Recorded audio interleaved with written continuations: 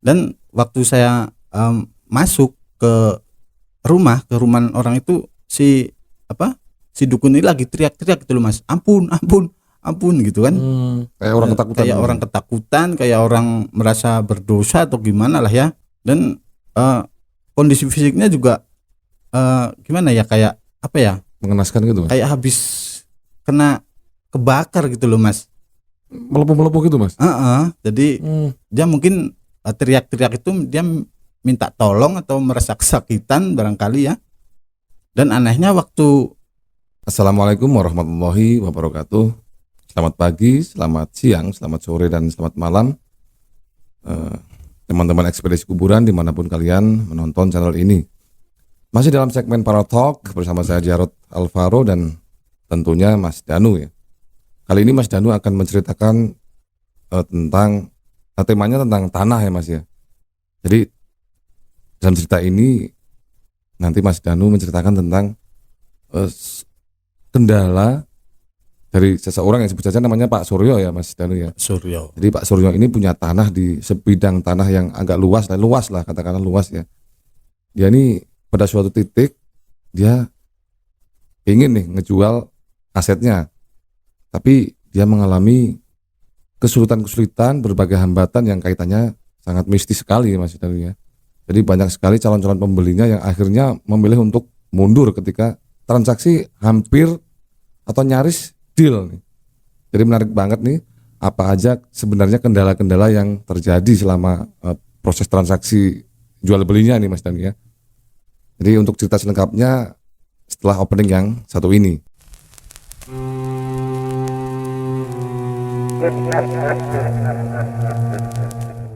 Ini sebelum cerita Mas Danu, apa kabarnya? Sehat aja ya? Alhamdulillah baik. Mas Jarod gimana, sehat? Alhamdulillah. Jadi langsung aja Mas Danu, monggo silahkan cerita ke teman-teman tentang pengalaman Mas Danu selama ini menolong orang juga ya Mas ya, menolong Pak Suryo dalam menjualkan tanahnya ya. Oke, silakan Mas Danu. Ya, terima kasih Mas Jarod. Assalamualaikum warahmatullahi wabarakatuh. Waalaikumsalam. Para pemirsa channel kami, channel Ekspedisi Kuburan. Kali ini saya akan menceritakan kejadian yang cukup ngeri ya. Ngeri ini Mas. Gitu ya. Soalnya ini kaitannya lebih ke perang batin yang antara dukun sama dukun gitu. Begitu ya. Betul. Oke, langsung saja ya. Jadi cerita ini terjadi di sebuah kota yang ya kotanya nggak terlalu gede sih. Dia masih di wilayah Jawa Tengah juga. Jawa Tengah. Nah, cerita ini di awalnya seseorang yang sebut saja namanya Pak Suryo ya. Pak Suryo adalah seorang dari kota kecil yang kemudian dia ini hijrah istilahnya Mas ke Jakarta.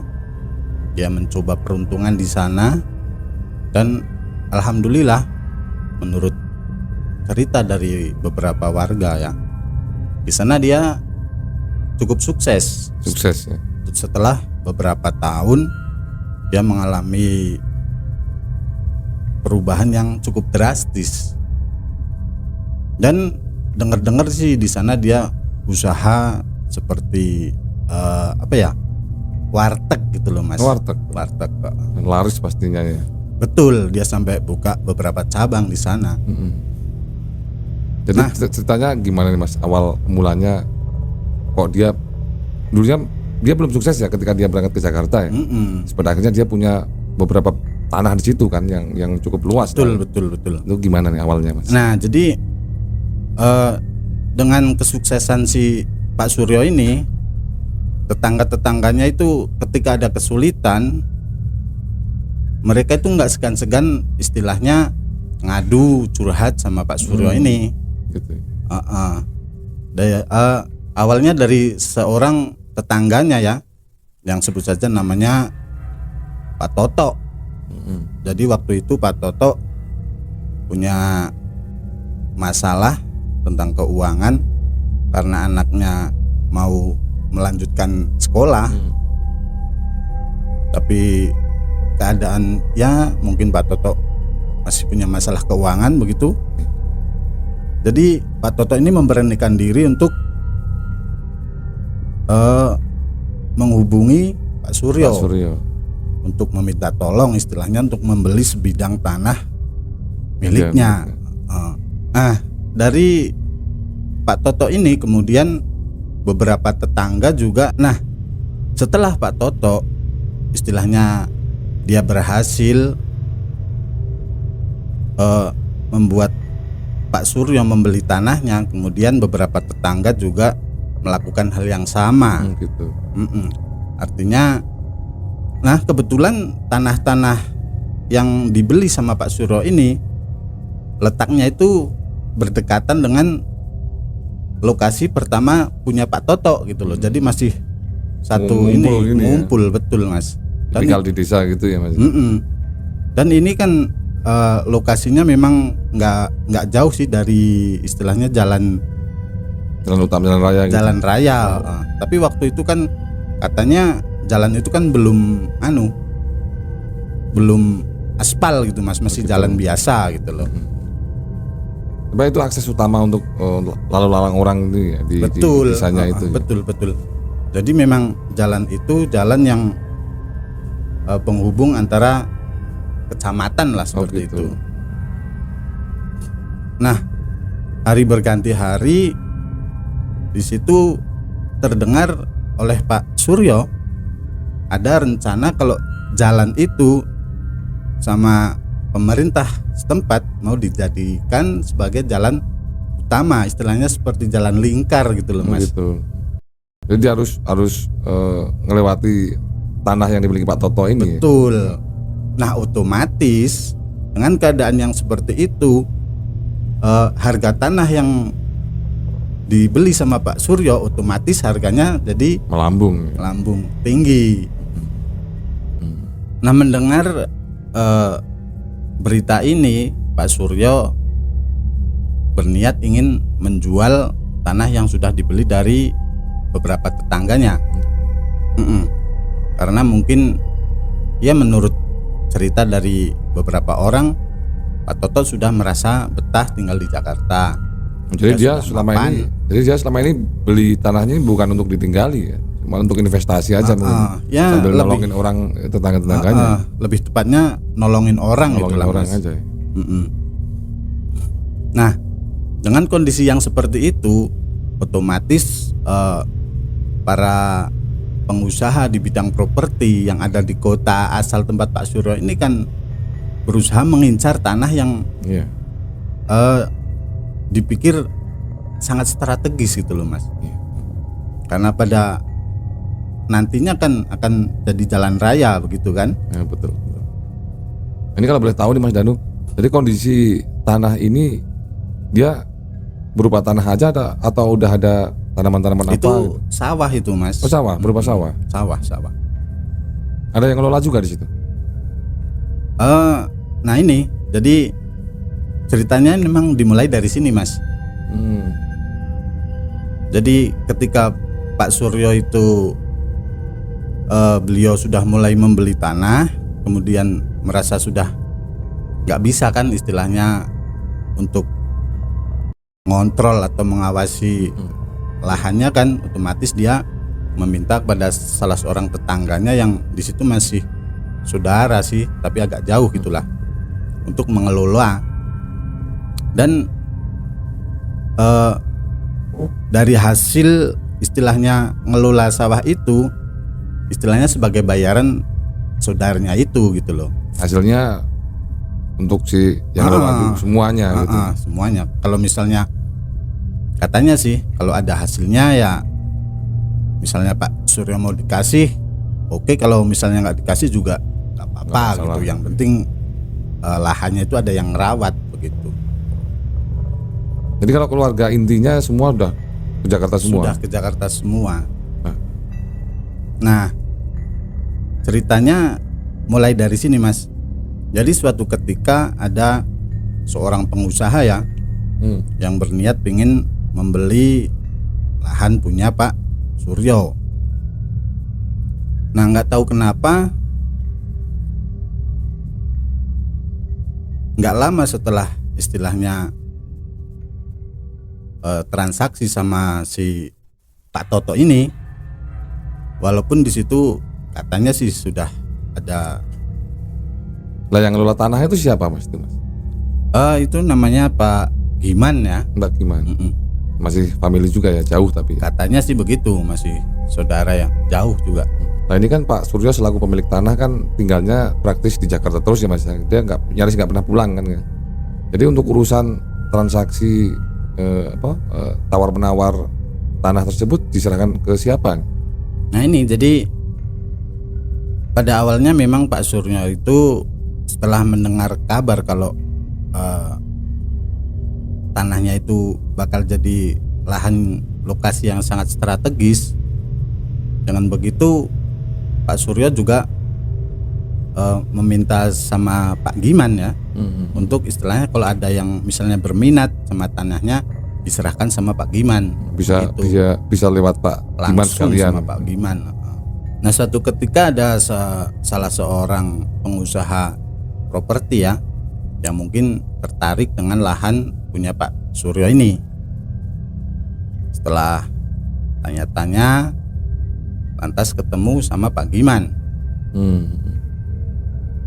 Nah anehnya setelah terjadi istilahnya transaksi itu deal ya, tapi selang beberapa hari nggak lama itu nggak tahu kenapa kok jadi batal gitu loh Mas. Yang membatalkan calon pembelinya. Calon pembelinya Padahal sendiri. udah deal tuh, harga dan lain sebagainya. Menurut kabar seperti itu. Dan hal ini terulang sampai beberapa kali. Sama aja Mas, kasusnya seperti itu. Sama seperti Jadi itu. udah deal, tiba-tiba dia gagal. Nggak tahu kenapa. Sampai pada suatu ketika ada seseorang yang dari luar kota sih. Dia katanya kebetulan membawa seorang ya seperti tangan kanan gitulah ya, orang kepercayaan. Rekan bisnisnya mungkin gitu Mas. Ya barangkali seperti itu. Nah tanpa sengaja istilahnya orang ini lewat di lokasi itu. Berdua gitu ya. Iya. Jadi waktu itu orang dari luar kota ini istilahnya pas lagi lewat aja gitulah. Waktu itu mungkin orang ini tertarik atau gimana kan, di situ ada dilihat pelang tulisan dijual. tanah dijual seperti itu. Lantas orang ini mencoba mencari informasi dan ketemulah sama Pak Giman. Kemudian seperti biasa terjadi transaksi tawar menawar begitu. Negosiasi ya. Lantas sebelum istilahnya terjadi jual beli, Pak orang yang dari luar kota ini pengen ngelihat lokasi yang lebih detail gitulah. Pengen ke lokasinya yang utama gitu Mas. Pengen tahu batas-batasnya sampai di mana aja itu mungkin salah satunya. Dan di situ menurut dari temannya ini itu di situ katanya ada sesuatu yang kurang pas gitu loh Mas. Jadi ketika mereka bertiga datang ke lokasi lihat-lihat tempatnya, dia merasakan hal yang ganjil gitu. Temennya. Betul. Dan waktu itu katanya sempat istilahnya orang ini negonya di pending dulu seperti itu. Katanya pengen mempelajari lah gitu apa yang ada di lokasi itu gitu. Mungkin alasannya juga sambil mau bandingin harga sama tanah-tanah sekitarnya dulu gitu. Bisa jadi seperti alasannya itu, gitu Mas. mungkin ya. Jadi kalau menurut temennya si calon pembeli ini, dia bilang ada sesuatu yang ganjil nih, ada yang kurang beres lah di lokasi tanah tersebut kan. Ini kira-kira hal yang ganjil itu apaan nih Mas Dan? Jadi menurut cerita sih ya, temannya orang ini dia mempunyai kemampuan yang ya mungkin bisa dibilang indigo seperti itu Mas ya. Sensitif ya. Jadi dia melihat, bisa tahu, bisa merasakan di situ ada gejala-gejala, ada aura yang mungkin nggak seperti biasanya gitu, nggak seperti di tempat-tempat yang umum gitu loh Mas. Jadi dia memang punya kemampuan, ya mungkin dia tahu lah nih, ini tempat yang steril, ini ada yang nggak beres gitu ya. Betul. Nah dari hal itu lantas temennya ini minta sama temennya ini untuk kita pending dulu aja Pak, mending istilahnya kita Matangkan dulu.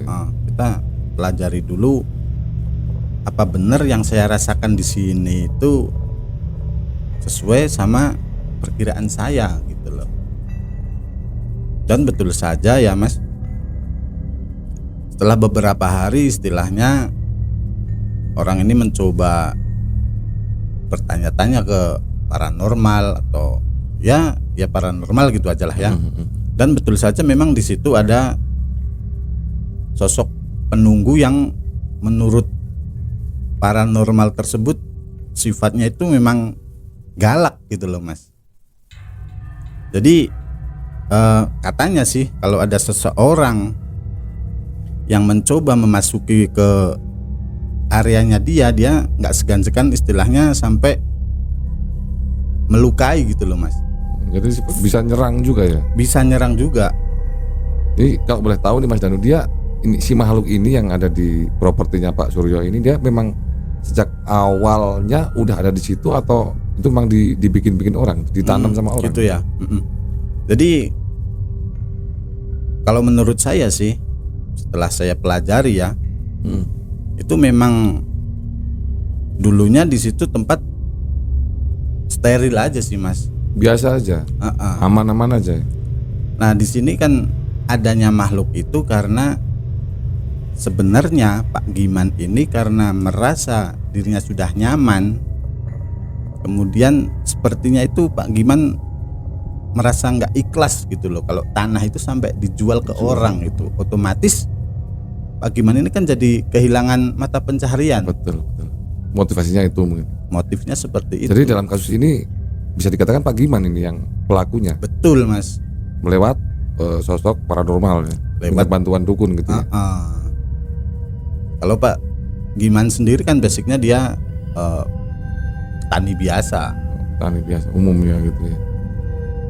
Motifnya ini ya, sebenarnya dia nggak mau ini asetnya Pak Suryo ini kejual sehingga dia jadi nganggur lah ya, nggak bisa ngurus lahan lagi gitu. Nah setelah itu lantas orang yang dari luar kota ini karena mungkin dia nggak berani ngambil resiko ya, jadi mending udahlah di-cut aja, kita mundur, kita nggak usah ngurusi itu, kita cari lokasi yang lain, barangkali seperti itu kan. Gagal lagi ya. Gagal. Nah yang ngeri ini Mas, jadi ada seseorang yang masih satu kota juga. Dia maklar sih sebenarnya. Maklar tanah gitu. Maklar tanah. Itu suatu ketika dia karena mungkin ada pesanan dari bos besar ya, dia mencoba mencari tanah. Kebetulan dia ketemu sama lokasi tanah yang digarap sama Pak Giman ini. Dia mencoba ketemu Pak Giman. Pak Giman ya seperti biasa, oke mari saya antar. Kalau memang Anda pengen lihat lokasi, pengen tahu, mari saya antar gitu. Jadi secara dia biasa-biasa aja. Welcome banget kalau ada orang yang tanya-tanya, dia antar ke lokasi. Welcome dia. Harga dia jelasin semua gitu. Betul. Tapi anehnya yang ini orang maklar ini naasnya dia setelah pulang dari lokasi itu, dari tanah yang digarap sama Pak Giman, dia malam harinya meninggal gitu loh Mas. Mati Mas? Iya.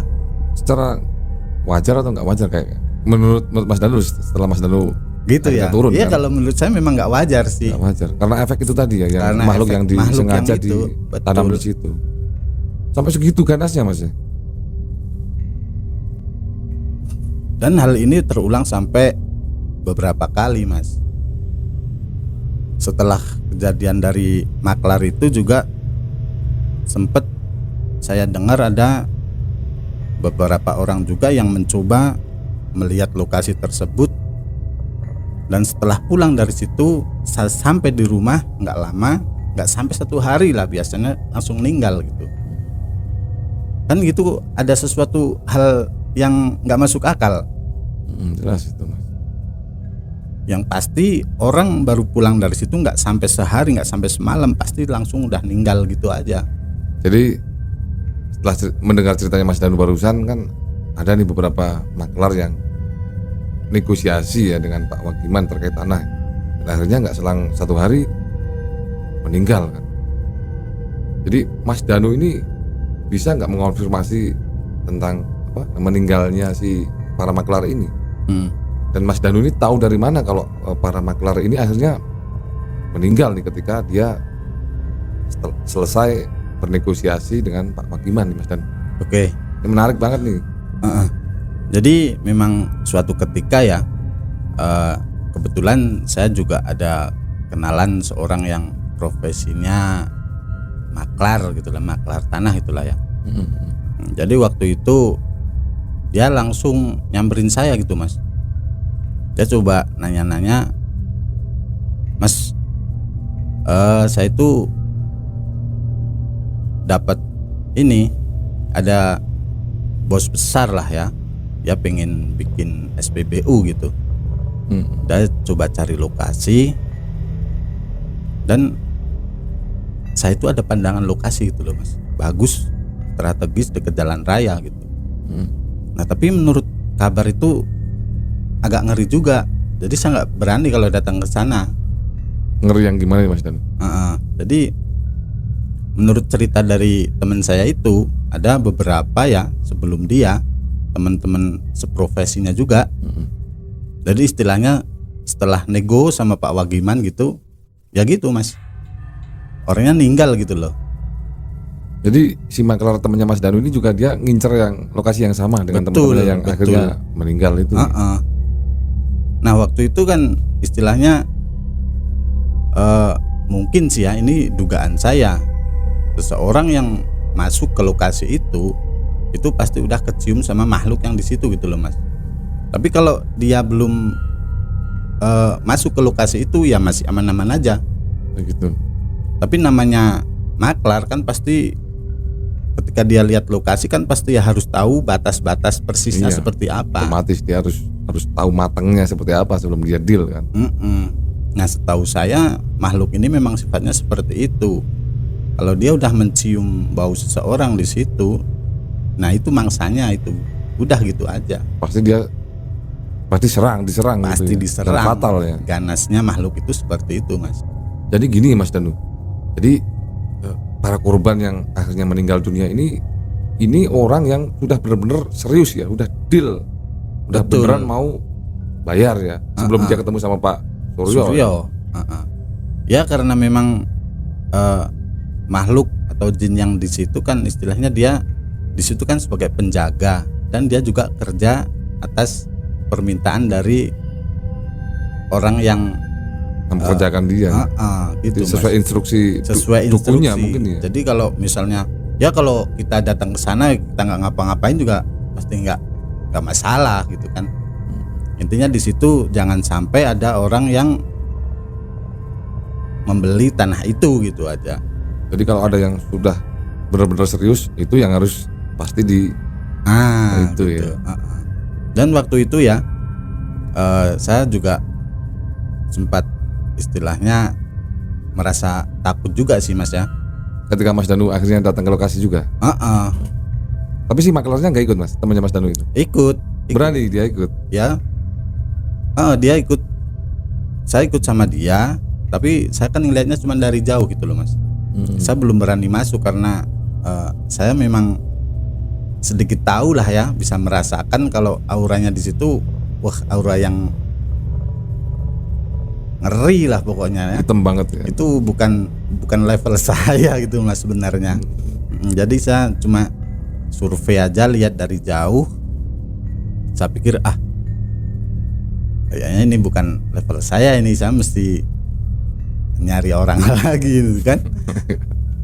Nah, akhirnya saya bilang sama teman saya yang maklar itu, gini aja Mas, kalau misalnya jenengan punya waktu, jenengan nggak keberatan, coba jenengan minta tolong sama teman saya gitu.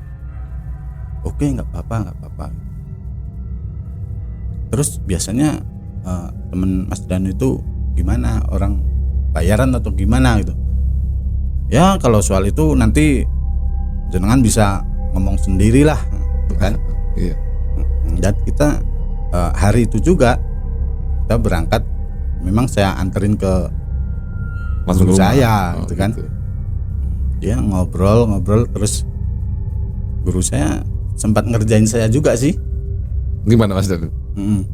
Jadi guru saya bilang gini, ya udah itu terserah si Danu itu mau apa enggak gitu.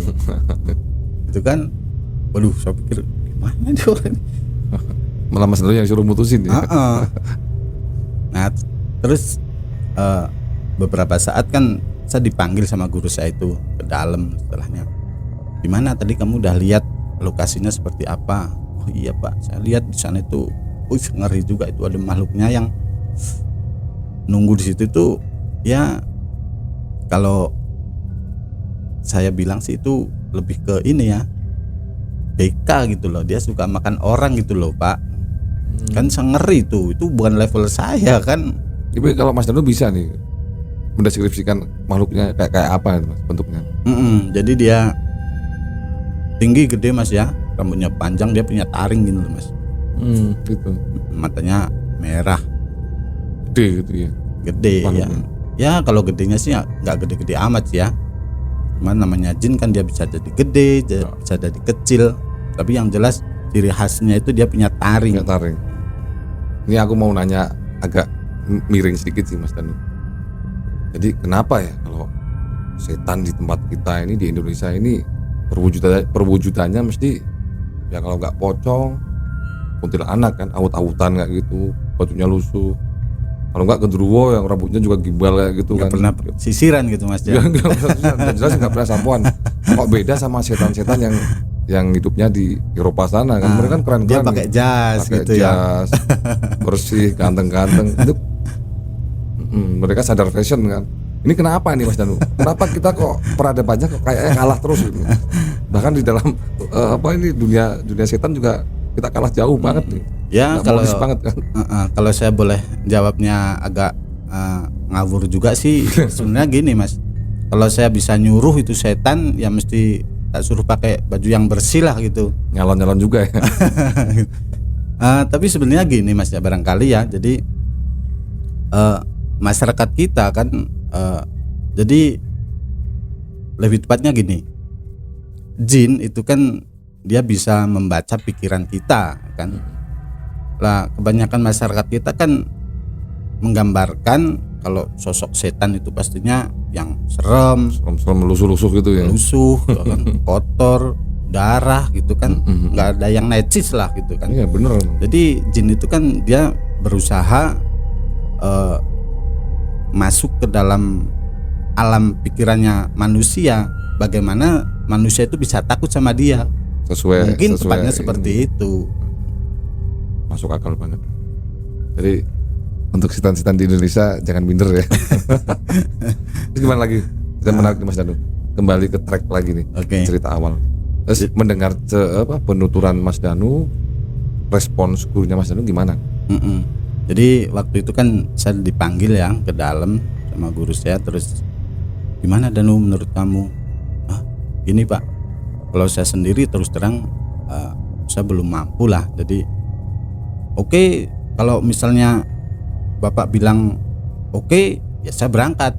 Walaupun istilahnya tanpa Bapak saya berani ke sana sendiri gitu kan. Saya bilang gitu. Ya udah, berangkat aja sono gitu kan. Masa nggak malu udah bawa orang ke sini malah. Gitu kan. Saya tahu maksudnya, walaupun beliau itu ngomongnya itu nggak sampai selesai itu, tapi saya udah nangkep. Oke lah, siap. Terus saya nanya, terus tata caranya gimana ini Pak? Itu kan Iya. untuk yang sekelas ini kan saya belum ngerti gitu kan. Ini kelas berat Mas tadi ya. Wis, udah pokoknya gini aja. Yang penting nanti malam kamu sana habis maghrib gitu kan. Dan usahakan kamu di situ parkir motornya agak jauh. Jadi harus jalan nih ke lokasi. Ke lokasi kamu harus jalan. Nanti kamu ambil tanah yang di situ, gitu. Yang tepat kamu lihat makhluk itu di situ. Kalau udah dapet bawa ke sini. Terus gimana Pak? Saya sendirian. Ya terserah kamu bawa anak sama bini kamu juga nggak apa-apa gitu. Aduh. Akhirnya gimana Mas? Kesana sendirian beneran? Sendiri, saya diantar sama temen yang maklar itu kan. Tapi dia tetap nggak berani, dia nunggu di motor gitu kan. Terus sambil bawa senter gini kan. Saya bilang kamu tetap harus nyalain senter gitu loh. Dikiranya kan takutnya guru saya kan Pak Wagiman ini kan tahu kalau misalnya saya datang ke situ. Ada orang yang mencoba ke situ, takutnya nanti dia langsung lapor sama dukunnya. Langsung gitu kan. Tapi juga waktu itu juga saya Mas, walaupun istilahnya jin itu kerja menurut perintah, tapi dia kan siaga di situ Mas. Iya, dia memang diperintahkan untuk menjaga lokasi itu. Betul. Ya. Dan mungkin dia juga harus laporan, juragan ini ada yang datang ke sini, ambil tanah atau lain sebagainya gitu. Betul. Jadi dia itu kan kebetulan lokasi tanah itu kan sebelah barat ya, itu dekat sama kali. Ada kalinya juga. Agak curam. Nah dia tempatnya itu di pojokan kali itu loh Mas. Tempat ditanamnya di situ. Jadi saya harus ngambil tanah yang di tempat makhluknya itu ditaruh di situ. Kalau misalnya nah ini yang saya bilang saya dikerjain sama guru saya nih Mas.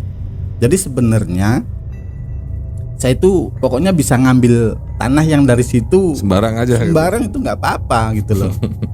Makanya saya bilang saya dikerjain kan, saya mesti ngambil yang tempat lokasi itu yang ada makhluknya itu. Ya barangkali guru saya mau ngetes saja atau gimana, nggak tahu juga.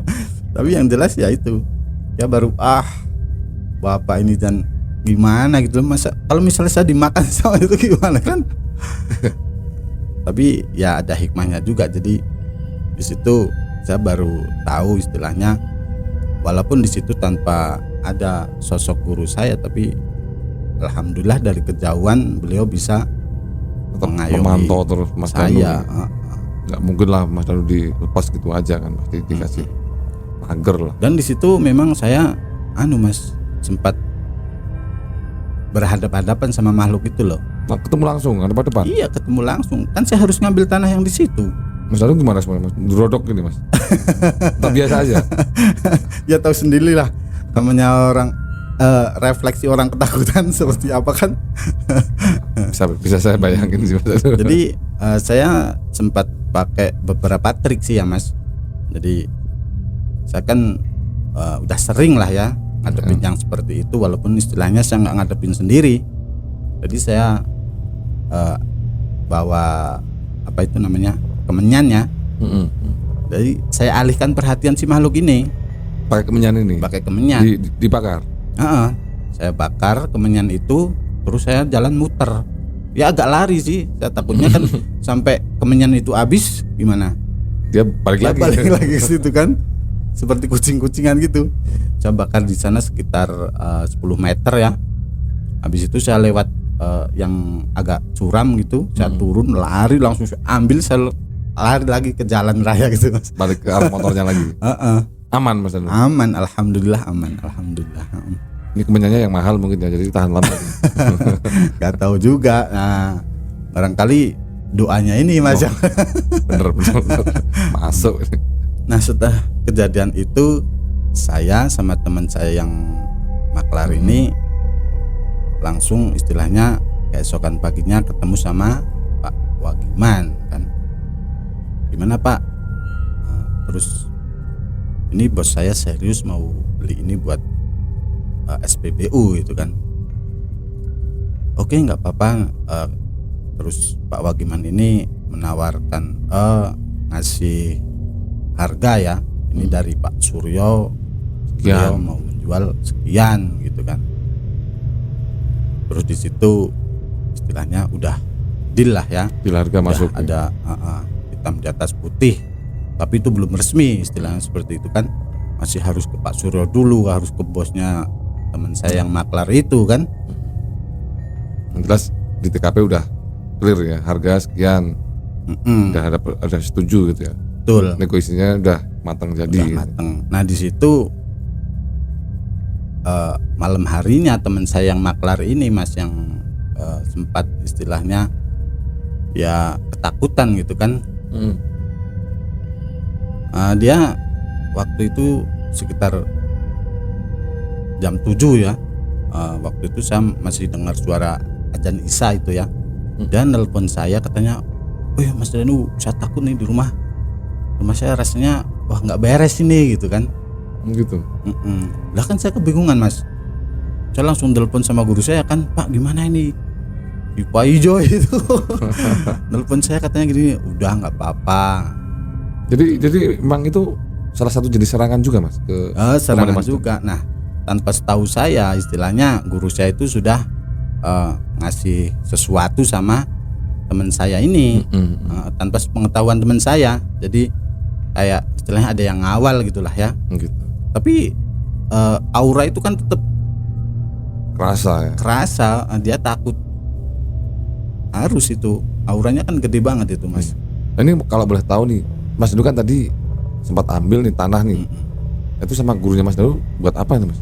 Nah ini jadi tanah itu diambil istilahnya guru saya kan pengen komunikasi sama makhluk itu. Guru saya pengen tahu siapa yang naruh kamu di sini gitu kan. Jadi pakai media tanahnya Pakai itu. media tanahnya itu. Nah waktu itu kembali ya, waktu teman saya itu merasa ketakutan, lantas saya telepon sama guru saya. Jawabannya udah nggak apa-apa gitu. Ya udah saya tutup, saya telepon lagi teman saya. Udah Mas nggak apa-apa. Jenengan takut itu kan karena jenengan habis dari tempat sana gitu kan. Tapi sebenarnya nggak apa-apa, nggak ada apa-apa. Saya bilang gitu kan biar dia adem Biar kan. dia tenang aja ya. Nah alhamdulillah aman sampai malam. Keesokan harinya saya baru ke rumah guru saya. Pak gimana yang semalam yang teman saya itu rasakan itu sebenarnya apa gitu kan. Guru saya bilang ya memang sih itu makhluk nyamperin dia, tapi ya tanpa sepengetahuan kamu saya udah ngasih sesuatu sama teman kamu itu, jadi ya insya Allah dia aman lah gitu. Jadi kan nggak bisa nembus dia. nggak bisa nembus. Deket cuman nggak bisa nembus. Nah terus hasilnya gimana? Hasilnya gimana Pak dari tanah itu? Dah nanti kamu nanti sore sama saya pergi kemana Pak? Dah pokoknya nanti ikut aja lah gitu kan. Nah benar saja, sore itu saya bersama guru saya datang ke sebuah desa ya Mas. Desanya agak di pegunungan sih, dingin. Dia langsung, guru saya itu langsung ngetok pintu, Assalamualaikum gitu kan. Lah waktu buka pintu orang itu langsung, wah Pak mari silakan masuk gitu. Sopan banget itu. Sopan. Saya nggak tahu ini ada hubungan apa sih ini orang ini kan bisa sopan kayak gitu. Itu saudaranya gurunya Mas Danu juga yang didatangi ini. Awalnya saya nggak tahu. Nggak tahu. Jadi setelah kami dipersilakan duduk gitu kan, keluar minuman, kopi ya biasa. Lantas guru saya langsung ngomong gini, kamu saya suruh nyabut makhluk yang ada di sana gitu. Nah saya baru tahu itu Mas, oh ternyata ini orangnya gitu. Yang dukunnya ini berarti dukunnya ya, Mas? itu langsung ke situ. Responnya gimana Mas di dukun ini? Dia sempat mikir sih Mas, dia diem gitu aja, diem terus guru saya, kamu dengar gak sih saya ngomong? Saya minta kamu cabut makhluk yang ada di sana. Itu di sana udah banyak makan korban gitu kan. Kamu nggak tahu seperti ini kamu dosa. Di sini kamu dijadikan seorang tokoh, tapi kamu berani berjualan seperti ini. Gitu dimarah-marahin itu dukun sama guru saya. Diceramai juga ya. Nah waktu itu ya nggak tahu kenapa, mungkin karena takut ya. Jadi Pak dukun ini bilang, iya Pak, nanti saya coba ambillah itu barang yang di sana gitu kan. Kami pulang, tapi ternyata si dukun ini dia bohong gitu loh Mas. Nggak ngambil. Diambil. Dibiarin di situ aja. Nah jadi saya taunya itu dari teman maklar itu. Istilahnya teman saya itu mencoba istilahnya ketemu sama Pak Suryo, sama bosnya itu. Di sana udah deal Mas, udah jadi. Udah sampai ke Jakarta nih berarti. Betul, udah jadi itu jual beli. Udah dikasih itu surat-surat kan. Baru waktu mau istilahnya tanah itu mulai digarap, di situ masih ada gangguan gitu loh Mas. Dan orang yang pertama masuk ke situ yang mencoba itu, dia sempat istilahnya kesurupan di situ, tapi nggak sampai mati sih. Salah satu pekerjanya gitu. Salah satu pekerjanya nggak sampai mati. Nah waktu itu kan saya ditelepon itu sama teman saya, Mas Danu ini gimana? Katanya udah clear ini, udah steril. Udah steril, tapi ini masih ada seperti ini. Waduh, saya pusing juga ini. Terus kebetulan waktu itu saya mencoba menghubungi guru saya, tapi nggak nyambung gitu loh Mas. Saya kan sempat kebingungan sendiri kan. Wah ini mesti gimana? Saya akhirnya lari ke situ, ke lokasi itu. Dan saya lihat memang salah seorang pekerja itu dia lah kayak nggak sadar gitu loh. Surupan. Kelojotan gini loh Mas. Nah saya alhamdulillah saya di situ ingat lah beberapa yang diajarkan sama guru saya, kalau ada orang seperti ini penanganannya seperti itu gitu. Saya coba praktekkan dan alhamdulillah berhasil sih. Dan saya suruh orang-orang yang di situ pada minggir semua lah, jauh-jauh dari situ. Keluar dari lokasi. Keluar dari situ. Dan setelah orang itu selesai sembuh, saya coba hubungi guru saya lagi. Dan anehnya Mas, aneh sekali itu. Waktu saya mau telepon guru saya, itu guru saya udah jalan ke situ loh Mas. Menuju ke lokasi. Dia jawab telepon saya. Beliau itu jawab, halo ada apa? Gini Pak, gini. Udah biasa aja kayak gitu aja. Kamu bingung. Terus tahu-tahu dimatiin gitu aja. Tak telepon lagi nggak dijawab. Telepon lagi sampai berapa kali nggak dijawab. Tahu-tahunya orang datang di belakang saya itu. Udah datang. Astagfirullahaladzim Pak. Sampean itu bikin saya hilang akal gitu kan. Udah sini biar saya aja yang kerjakan gitu kan. Akhirnya memang di situ orang-orang disuruh keluar semua. Saya sama guru saya masuk ke situ, turun ke kali. Ke kalinya ya. Turun ke kali. Ya kita sempat duduk di situlah, ada sekitar 4 jam lah ya. Saya nemenin di situ, diem aja saya. Sekitar 4 jam selesai sudah. Terus naik, guru saya bilang gini, ini orang namanya orang pengen ngajak kita bercandaan gitu. Nih kalau kamu mau lihat orang istilahnya sudah dolim sama orang lain, nanti kamu akan lihat akibatnya seperti apa. Terus gimana Pak itu Pak? Ya, atau kamu penasaran? Coba kita ke rumahnya.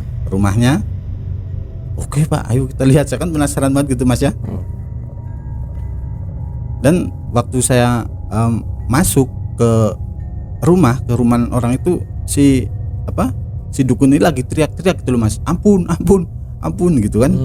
Kayak orang ketakutan. Kayak orang ketakutan, kayak orang merasa berdosa atau gimana lah ya.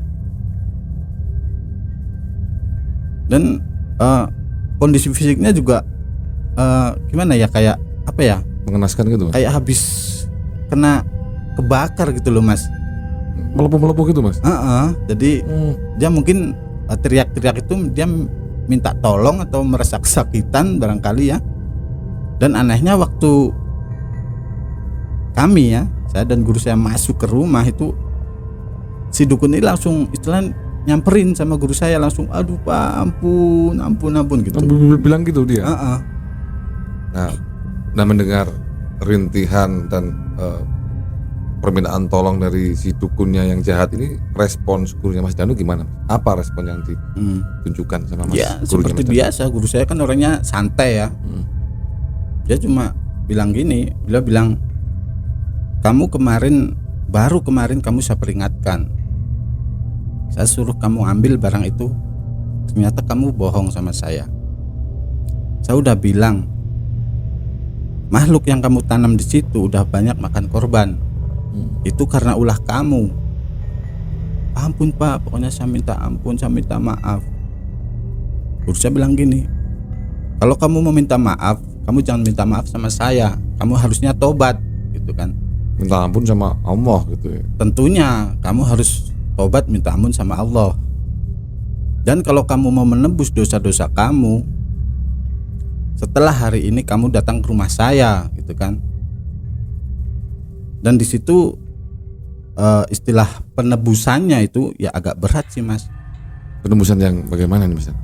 Artinya dia sudah menghilangkan nyawa beberapa orang kan, di situ harus ditebus itu menurut guru saya.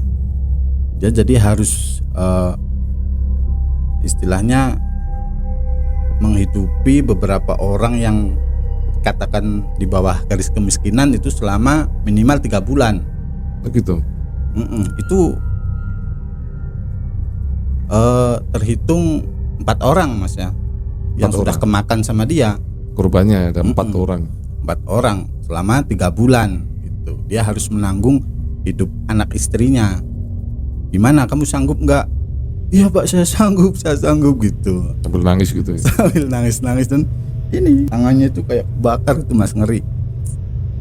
Jadi sesal pasti datangnya di belakang Mas. Sesal datangnya di belakang. Jadi endingnya dia akhirnya benar-benar bertobat Mas, menyesali segala perbuatannya selama ini. Betul Mas. Ya jadi sehari setelah itu dia datang ke rumah guru saya, memang istilahnya dia pengen cari pencerahan lah, apa aja yang mesti dilakukan untuk penebusan dosanya itu. Oke, makasih banget nih Mas Danu atas ceritanya yang sangat menarik dan tentunya banyak hikmah yang bisa dipetik dari cerita Mas Danu ya. Jadi yang bisa saya rangkum nih ya teman-teman di rumah. Jadi orang itu harus yang amanah ya. Dalam kasus ini kan Pak Giman kan diamanahi untuk ngerawat tanah ya. Jadi ketika dia diamanahi untuk juga ikut membantu menjualkan, semestinya kan dia sesuai dengan amanah yang diberikan. Dan dalam hal ini Pak Giman melakukan hal yang boleh kita bilang hal yang tercela ya, musyrik ya. Dia di sini meminta bantuan pada makhluk halus untuk selalu menggagalkan berbagai negosiasi yang kala itu terjadi. Jadi hikmah utama yang bisa dipetik adalah jadilah pribadi yang amanah, jangan berbuat dolim dengan sesama manusia, dan yang ketiga jangan menyekutukan Allah.